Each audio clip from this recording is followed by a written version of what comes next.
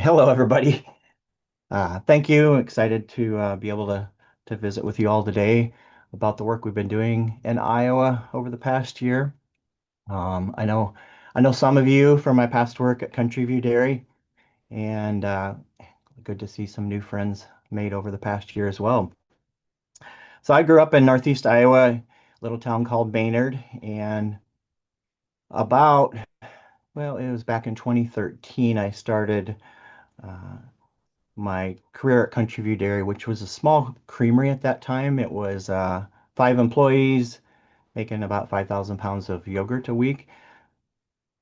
Work with them through the years of building up the business, and along with every food hub as they opened, work with all four food hubs in Iowa and help grow their business to when I left about a year ago, about 25 employees and 50,000 pounds a week. So, but was ready for a new challenge. Kitchen Sink Strategies came along. I just saw this new opportunity pop in my inbox, and it is a chance to be able to help more than just one farm grow their business and increase local food sales to helping more than 100 farms in Iowa. So, I had the advantage of knowing all four food hubs that I would be working with and working with them for years, as well as a few other people, and of course, some of the schools and Caitlin as well at Waukee was one of those.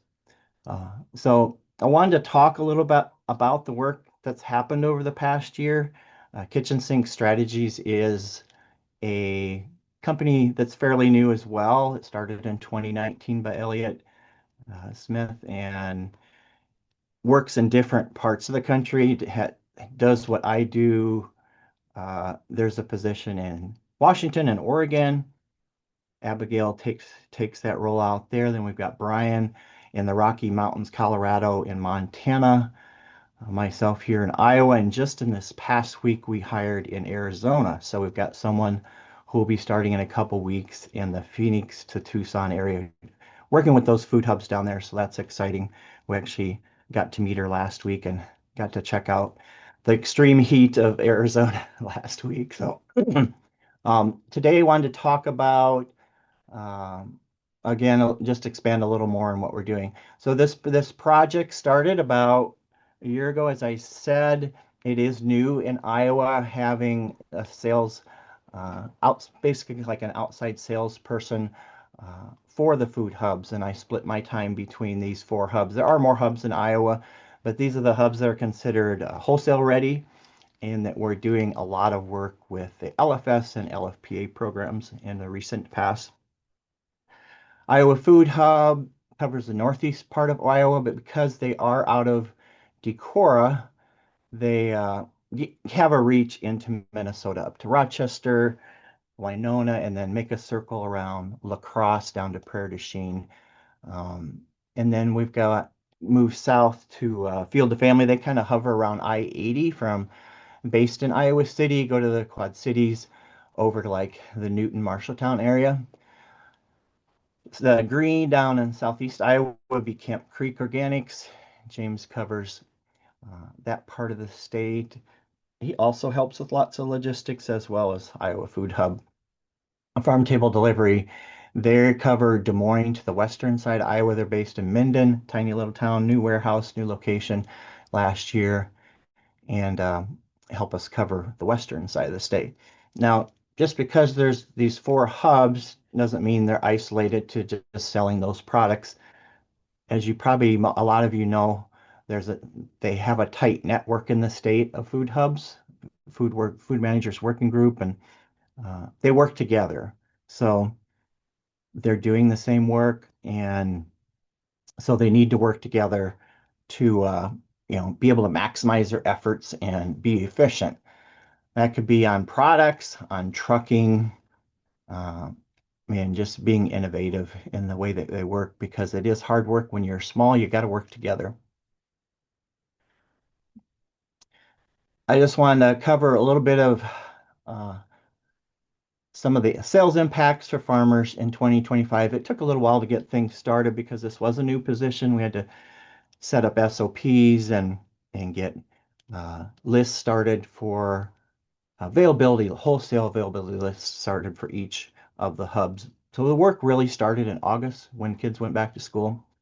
And so between August and December, we were able to add about $95,000 in sales for the four hubs. And then the important number, it's all important, but what we're trying to do is help strengthen our local food farmers in Iowa. So in the those sales netted about 71,000 straight back to the farmers. The food hubs don't run on a high margin like some of the bigger distributors might. So that's the kind of inspiring number there.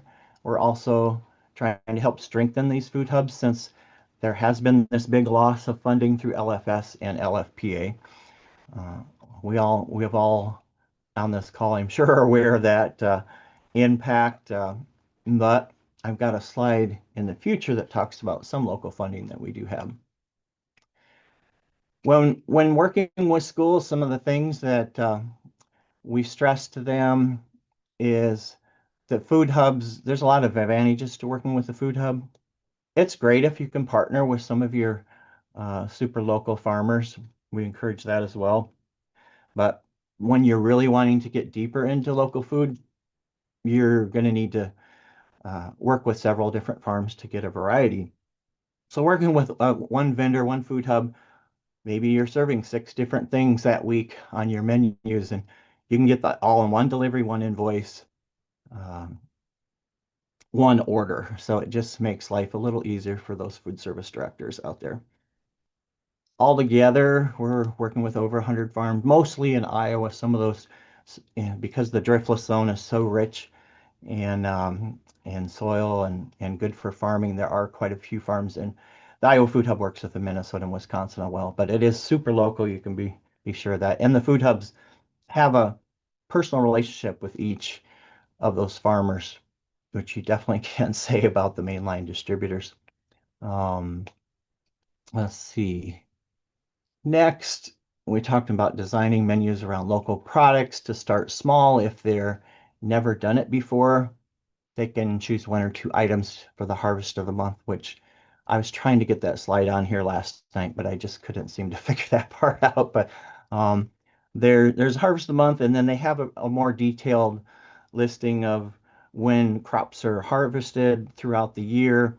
And I was able to do some convincing to add some dairy products onto that list because they're available year round, just like the protein. So even when we're in the dead of winter, they can highlight a few other things that aren't produce, even some winter storage crops, and apples oftentimes will last through the whole school year if properly stored.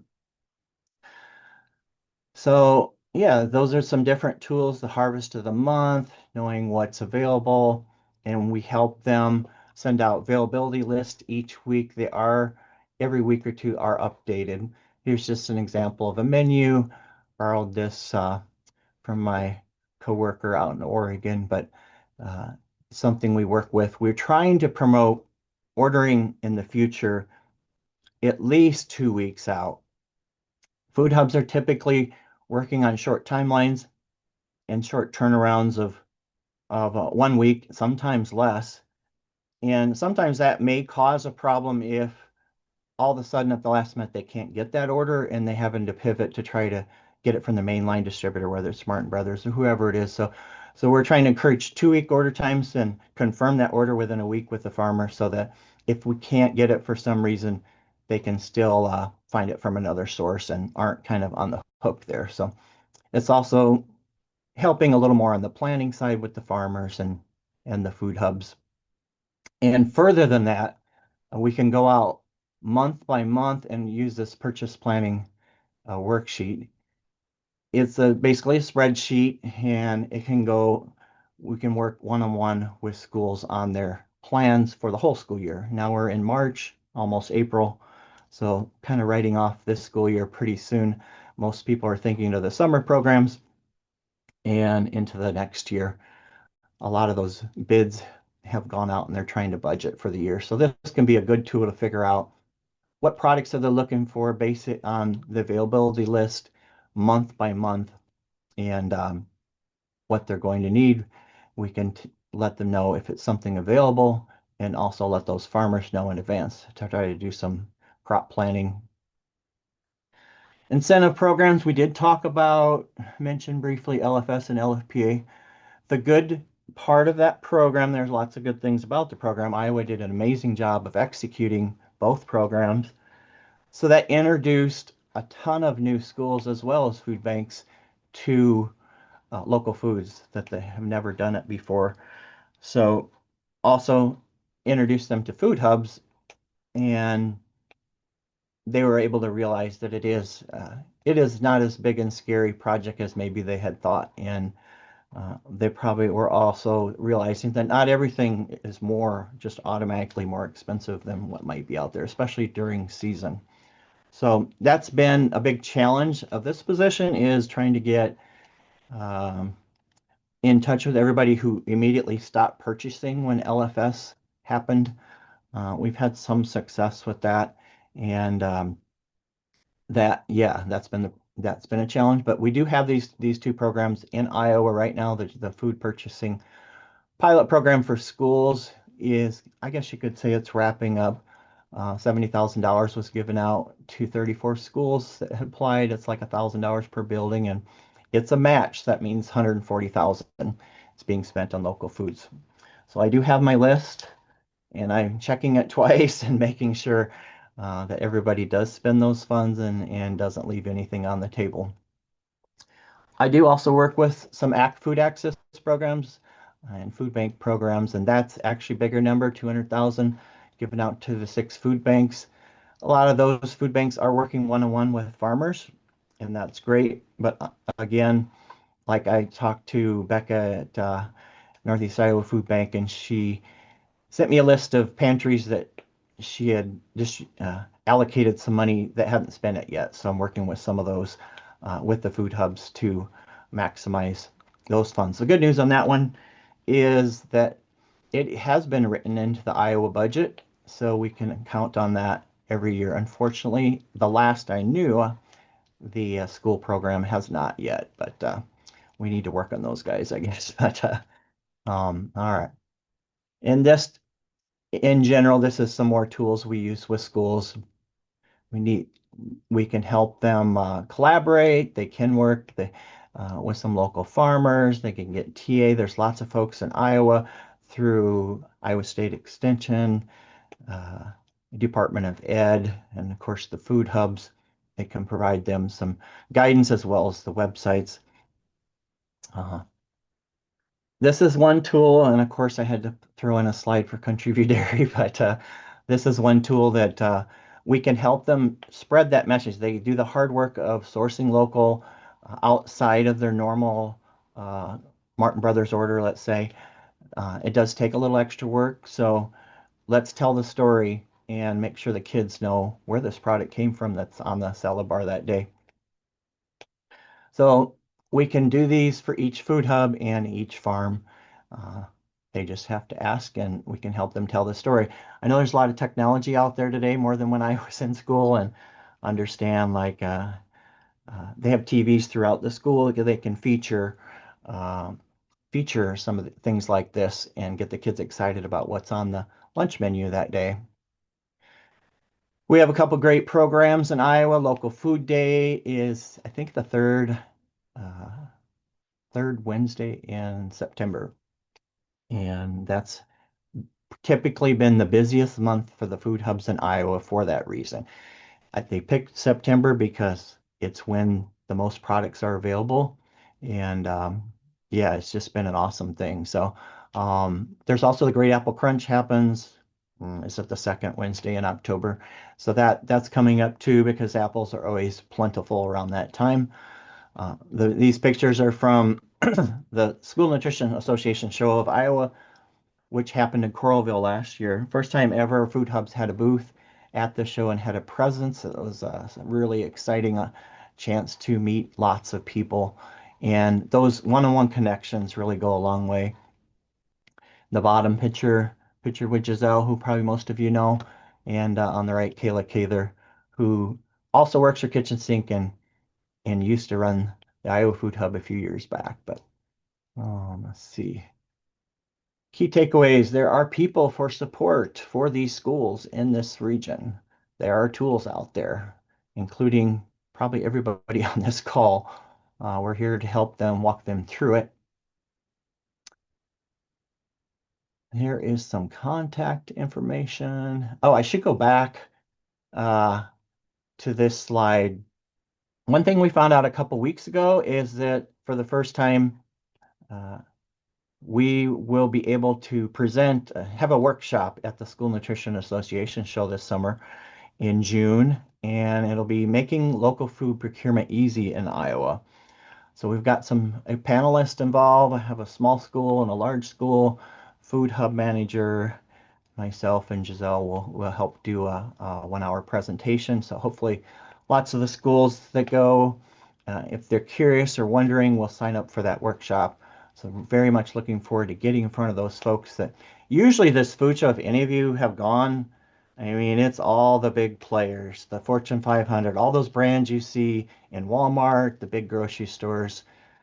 We were the only, one of the only, I should say, Country View Dairy was there last year, but one of the few uh, truly local booths. So that's super exciting. Couple days, or in the afternoon, then will be the food show right after that. So we'll be able to connect more one-on-one earlier in the week, and then I'm sure you can talk about the uh, scratch cooking. I never get the name right for that convention, but it's like a Monday and Tuesday, and there'll be some local food discussions happening there too.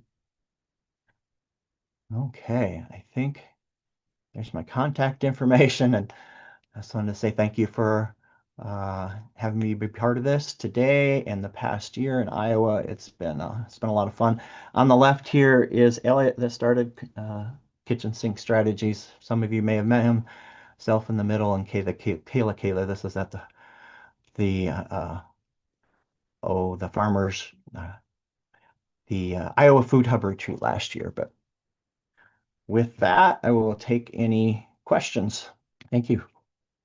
Thank you so much, Bob. That was great. Yeah, no problem. Yeah, questions from anyone for Bob. Do you have a numerical sales goal for the Mhm. year or 5 years, or what has that discussion Yeah, looked like? that is a good question. So looking at this year, the first goal is $500,000, so 500,000 for the four hubs. It's a lofty goal. Actually, the other goals are higher than that, but eventually we want this to be a sustainable position without grants, and not sure that it may take a couple years to make that realistic and happen, but that's the first goal, and I think I'm at about 60,000 for the year so far. But there's some big summer programs, and one exciting thing I should mention, uh, Iowa Food Hub applied for and were awarded uh, a bid with Minneapolis Public Schools. So we worked on that a couple months ago, and we're gonna be able to supply 10 different items. I think we submitted 21, and they awarded 10. It wasn't 100%. It was partial because they want to spread it out between lots of farmers, but that will have an impact. That alone is like $50,000 through this next school year. So that's really exciting right now. That's what they call a local bid. I can't remember if it's a 200-mile radius. So the Iowa Food Hub was the only one that fell in line with that. And then um, there's currently a regional bid that includes the whole state of Iowa, which we're discussing if all four hubs want to get involved, if there's some of their farmers' products can be in on that as well. So we'll know, we have to let Minneapolis know by next week. But so we're local food, we're in Iowa, but the more we do this work, the more we know we need to be more regional to kind of work together and to grow our businesses. As, I mean, Minneapolis probably gets, like every other school, a lot of their produce from California, maybe even like Arizona, New Mexico, and Mexico itself, out of the country is where a lot of this is grown. So the closer we can keep it to home, the better. Wow, that's yeah, really major update. That's Yeah, exciting. We all been working on should have that. made a slide for that. Yeah. Okay. Well, as Bob shared, yeah, Kitchen Sink will be presenting at the SNA conference this summer, and we'll share a little bit more about that conference and the Iowa Culinary Conference as a part or as an addendum to that conference a little bit later in our meeting today. Bob, thank you so much for joining us and sharing all of this great information. Really appreciate it. Oh, And thank you to the procurement team for inviting Bob today. yeah. Thank you. Thanks.